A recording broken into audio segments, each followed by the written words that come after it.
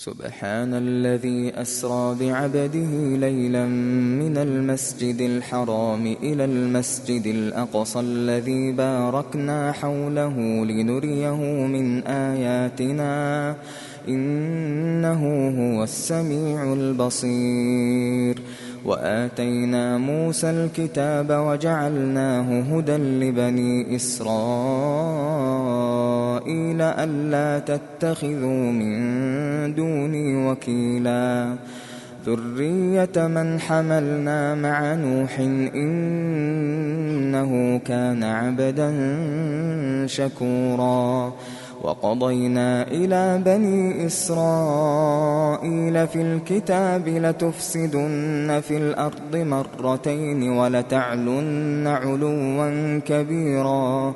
فإذا جاء وعد أولاهما بعثنا عليكم عبادا لنا أولي بأس شديد فجاسوا خلال الديار وكان وعدا مفعولا. ثم رددنا لكم الكرة عليهم وأمددناكم بأموال وبنين وجعلناكم أكثر نفيرا. إن أحسنتم أحسنتم لأنفسكم وإن أسأتم فلها فإذا جاء وعد الآخرة ليسوءوا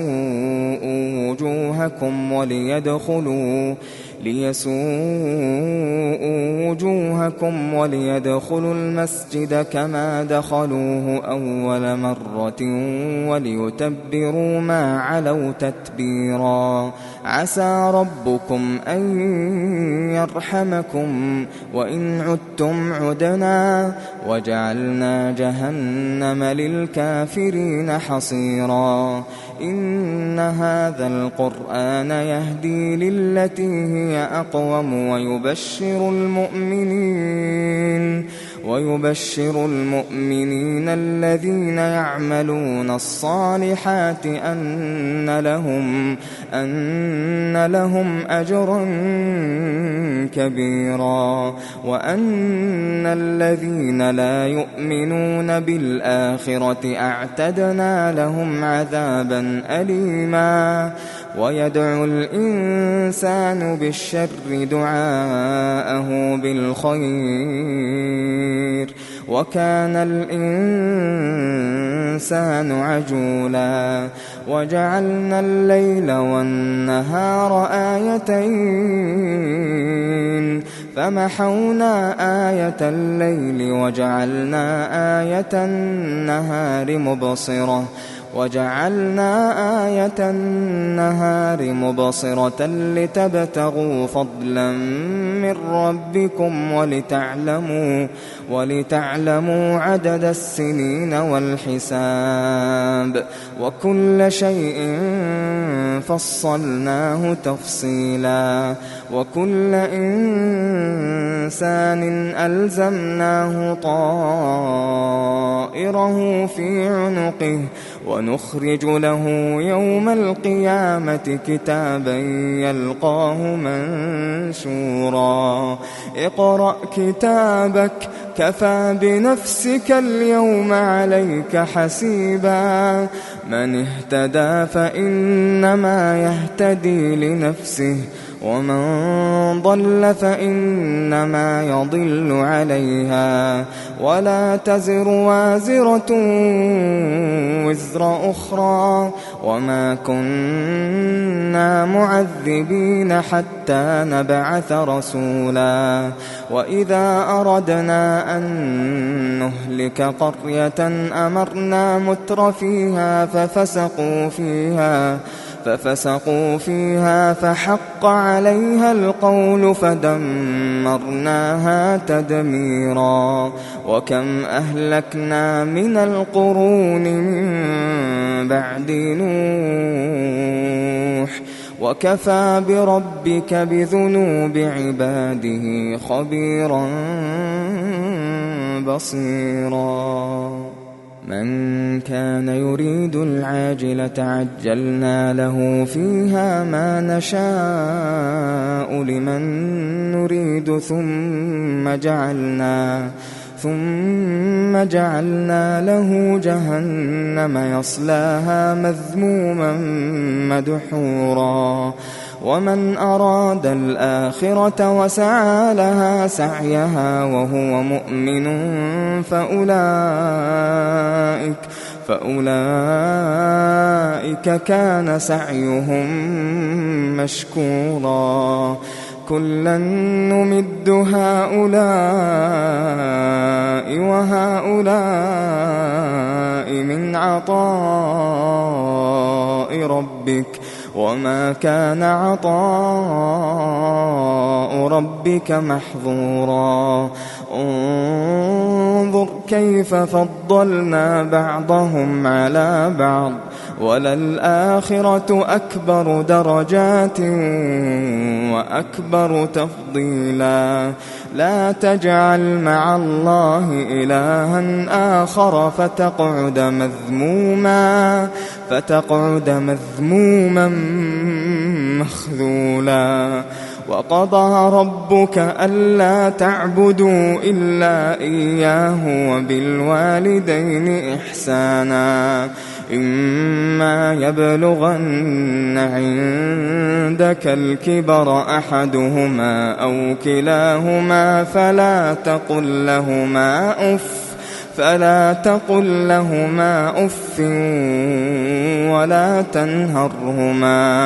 ولا تنهرهما وقل لهما قولا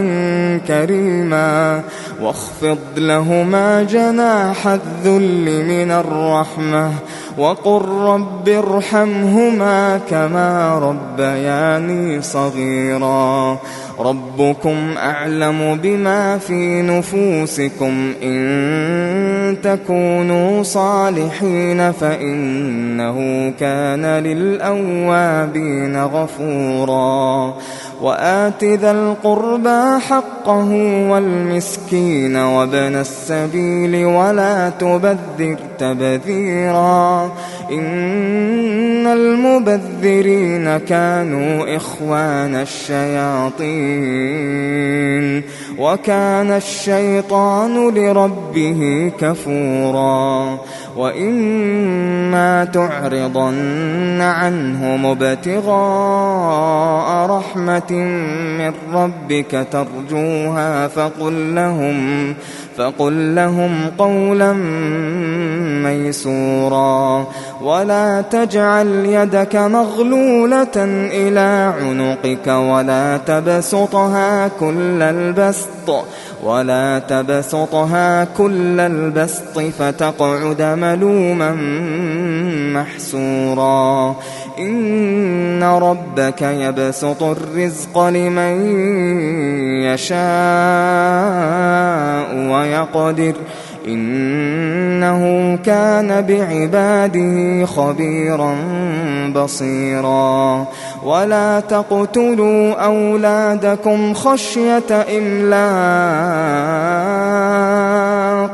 نحن نرزقهم وإياكم إن قتلهم كان خطأ كبيرا ولا تقربوا الزنا إنه كان فاحشة وساء سبيلا ولا تقتلوا النفس التي حرم الله إلا بالحق ومن قتل مظلوما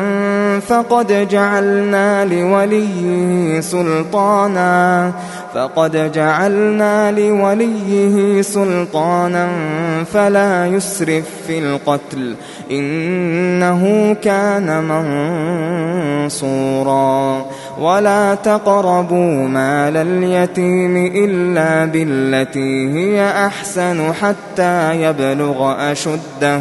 وأوفوا بالعهد إن العهد كان مسؤولا وأوفوا الكيل إذا كلتم وزنوا بالقسطاس المستقيم ذلك خير وأحسن تأويلا ولا تقف ما ليس لك به علم إن السمع والبصر والفؤاد كل أولئك كان عنه مسؤولا ولا تمش في الأرض مرحا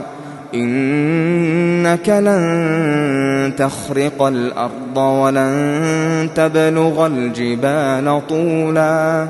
كل ذلك كان سيئه عند ربك مكروها ذلك مما أوحى إليك ربك من الحكمة ولا تجعل مع الله إلها آخر فتلقى في جهنم ملوما مدحورا أفأصفاكم ربكم بالبنين واتخذ من الملائكة إناثا إنكم لتقولون قولا عظيما ولقد صرفنا في هذا القرآن ليذكروا وما يزيدهم إلا نفورا قل لو كان معه آلهة كما يقولون إذا لابتغوا إلى ذي العرش سبيلا سبحانه وتعالى عما يقولون علوا كبيرا تسبح له السماوات السبع والأرض ومن فيهن وإن من شيء إلا يسبح بحمده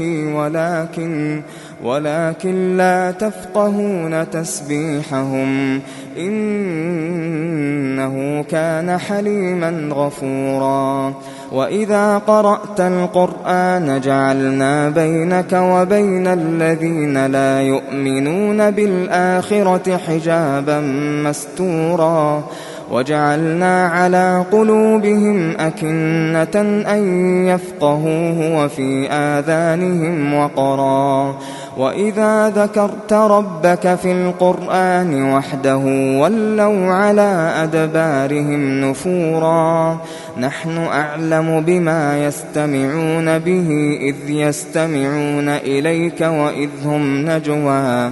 إذ يقول الظالمون إن تتبعون إلا رجلا مسحورا انظر كيف ضربوا لك الأمثال فضلوا فلا يستطيعون سبيلا وقالوا أئذا كنا عظاما ورفاتا أئنا لمبعوثون خلقا جديدا قل كونوا حجارة أو حديدا أو خلقا مما يكبر في صدوركم فسيقولون من يعيدنا قل الذي فطركم أول مرة فسينغضون إليك رؤوسهم ويقولون متاه قل عسى أن يكون قريبا يوم يدعوكم فتستجيبون بحمده وتظنون إن لبثتم إلا قليلا وقل لعبادي يقولوا التي هي أحسن إن الشيطان ينزغ بينهم إن الشيطان كان للإنسان عدوا مبينا ربكم أعلم بكم إن يشأ يرحمكم أو إن يشأ يعذبكم وما أرسلناك عليهم وكيلا وربك أعلم بمن في السماوات والأرض ولقد فضلنا بعض النبيين على بعض وآتينا داود زبورا قل ادعوا الذين زعمتم من دونه فلا يملكون كشف الضر عنكم ولا تحويلا أولئك الذين يدعون يبتغون إلى ربهم الوسيلة أيهم أقرب ويرجون رحمته ويخافون عذابه إن عذاب ربك كان محذورا وإن من قرية إلا نحن مهلكوها قبل يوم القيامة أو معذبوها عذابا شديدا كان ذلك في الكتاب مسطورا وما منعنا أن نرسل بالآيات إلا أن كذب بها الأولون وآتينا ثمود الناقة مبصرة فظلموا بها وما نرسل بالآيات إلا تخويفا وإذ قلنا لك إن ربك أحاط بالناس وما جعلنا الرؤيا التي أريناك إلا فتنة للناس والشجرة الملعونة في القرآن ونخوفهم فما يزيدهم إلا طغيانا كبيرا وإذ قلنا للملائكة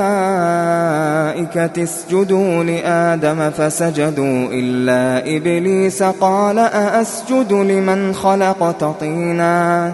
قال أرأيتك هذا الذي كرمت علي لئن أخرتني إلى يوم القيامة لأحتنكن ذريته إلا قليلا قال اذهب فمن تبعك منهم فإن جهنم جزاؤكم جزاء موفورا واستفزز من استطعت منهم بصوتك وأجلب عليهم بخيلك ورجلك وشاركهم في الأموال والأولاد وعدهم وما يعدهم الشيطان إلا غرورا إن عبادي ليس لك عليهم سلطان وكفى بربك وكيلا ربكم الذي يزجي لكم الفلك في البحر لتبتغوا من فضله إنه كان بكم رحيما وإذا مسكم الضر في البحر ضل من تدعون إلا إياه فلما نجاكم إلى البر أعرضتم وكان الإنسان كفورا أفأمنتم أن يخسف بكم جانب البر أو يرسل عليكم حاصبا ثم لا تجدوا لكم وكيلا أم أمنتم أن يعيدكم فيه تارة أخرى فيرسل عليكم قاصفا من الريح فيغرقكم بما كفرتم ثم لا تجدوا لكم علينا به تبيعا ولقد كرمنا بني آدم وحملناهم في البر والبحر ورزقناهم من الطيبات وفضلناهم على كثير ممن خلقنا تفضيلا يوم ندعو كل أناس بإمامهم فمن أوتي كتابه بيمينه فأولئك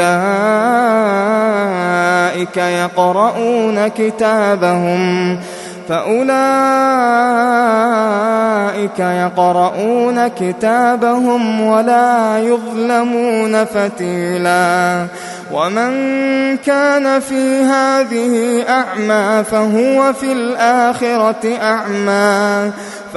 في الآخرة أعمى وأضل سبيلا وإن كادوا ليفتنونك عن الذي أوحينا إليك لتفتري علينا غيره وإذا لاتخذوك خليلا ولولا أن ثبتناك لقد كدت تركن إليهم شيئا قليلا إذا لأذقناك ضعف الحياة وضعف الممات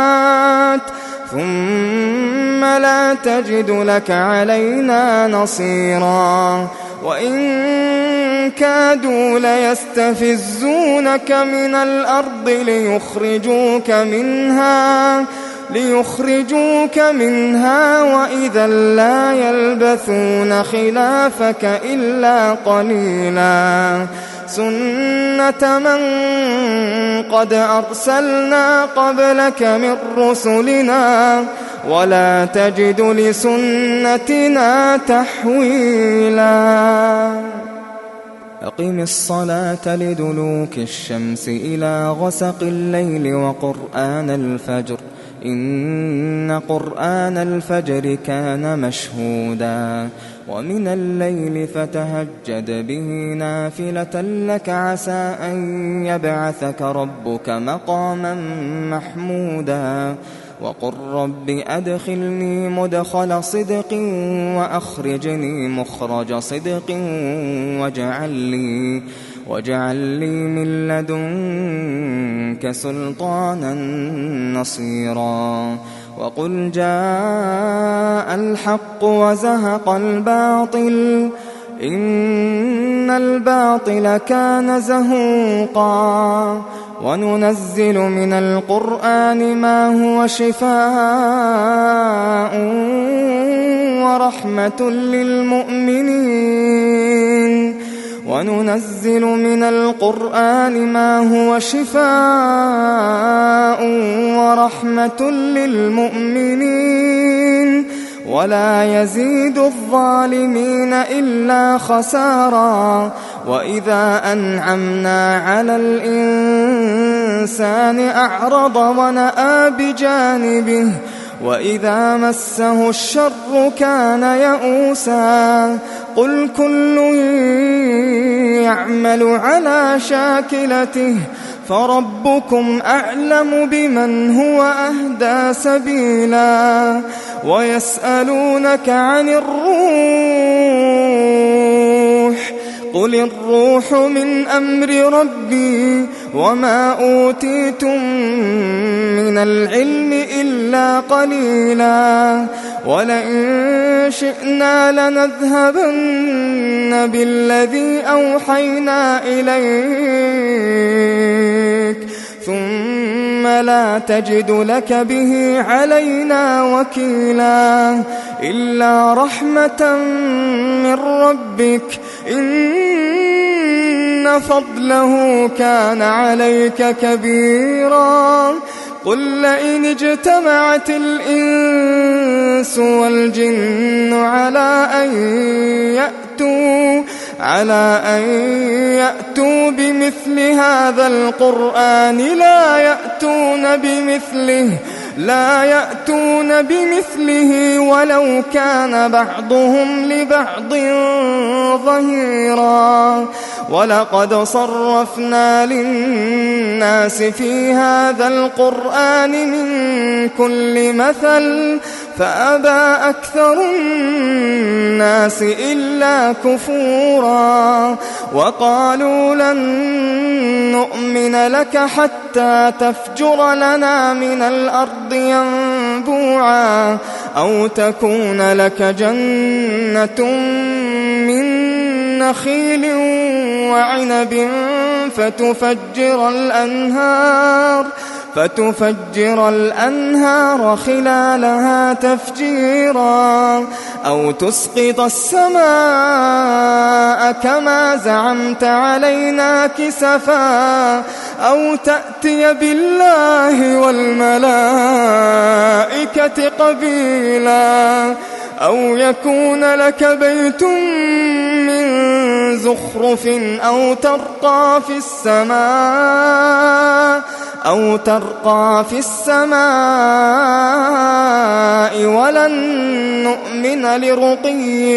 ولن نؤمن لرقيك حتى تنزل علينا كتابا نقرأه قل سبحان ربي هل كنت إلا بشرا رسولا وما منع الناس أن يؤمنوا إذ جاءهم الهدى إلا أن قالوا أبعث الله بشرا رسولا قل لو كان في الأرض ملائكة يمشون مطمئنين لنزلنا عليهم من السماء ملكا رسولا قل كفى بالله شهيدا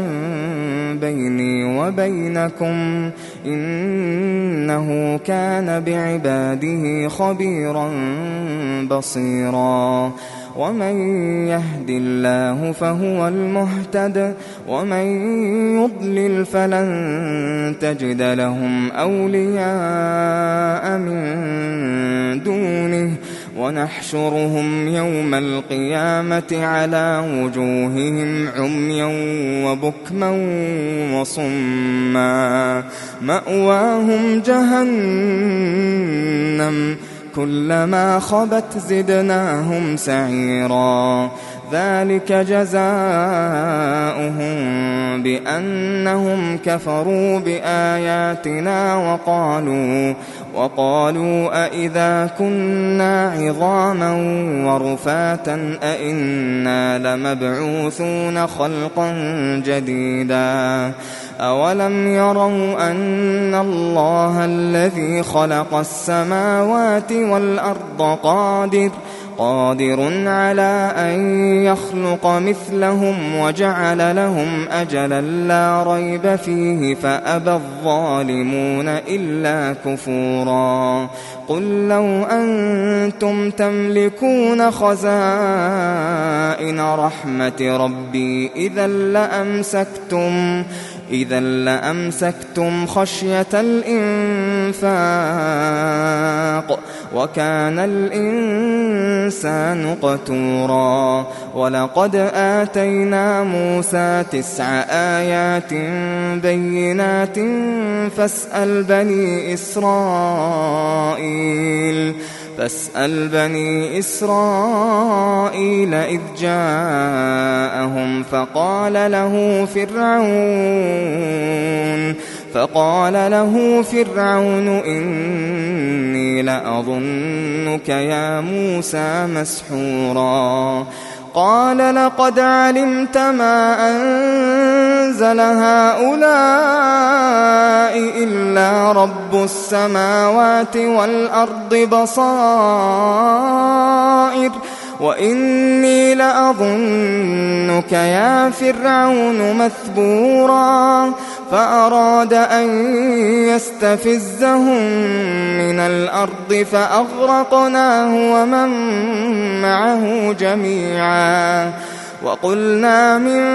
بعده لبني إسرائيل اسكنوا الأرض فإذا جاء وعد الآخرة جئنا بكم لفيفا وبالحق أنزلناه وبالحق نزل وما أرسلناك إلا مبشرا ونذيرا وقرآنا فرقناه لتقرأه على الناس على مكث ونزلناه تنزيلا قل آمنوا به أو لا تؤمنوا إن الذين أوتوا العلم من قبله إذا يتلى عليهم يخرون للأذقان سجدا ويقولون سبحان ربنا إن كان وعد ربنا لمفعولا ويخرون للأذقان يبكون ويزيدهم خشوعا قل ادعوا الله أو ادعوا الرحمن أيما تدعوا فله الأسماء الحسنى ولا تجهر بصلاتك ولا تخافت بها وابتغ بين ذلك سبيلا وقل الحمد لله الذي لم يتخذ ولدا ولم يكن له شريك في الملك ولم يكن له ولي من الذل وكبره تكبيرا.